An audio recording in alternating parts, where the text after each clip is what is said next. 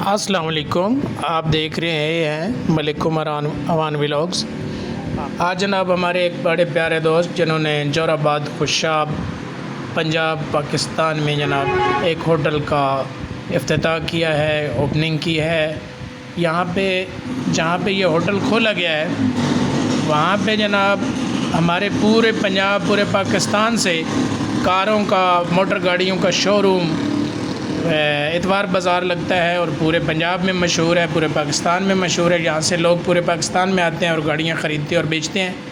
तो इस ज़रूरत को मद्देनज़र रखते हुए यहाँ पे, क्योंकि कोई भी ऐसा होटल नहीं था जहाँ पे हमारे दूर दराज़ के इलाक़ों से, दूर दराज़ के शहरों से आए हुए मेहमान खाना किसी जगह पे खा सकते, तो मेरे दोस्त ने जानी होटल एंड रेस्टोरेंट की बुनियाद रखी है। कल इनकी ओपनिंग थी और ये ओपनिंग की वीडियो हम आपके पेश कर रहे हैं, आपको दिखा रहे हैं। इसकी जनाब ज़बरदस्त किस्म का ये जनाब उन्होंने मैनेजमेंट किया है, ज़बरदस्त किस्म का ये होटल बनाया है। यहाँ पे जनाब चिकन स्टीम रोस्ट होगा, चिकन कढ़ाई होगी, चिकन वाइट हांडी होगी, चिकन टिक्के वगैरह होंगे, बारबेक्यू होगा और सब कुछ होगा।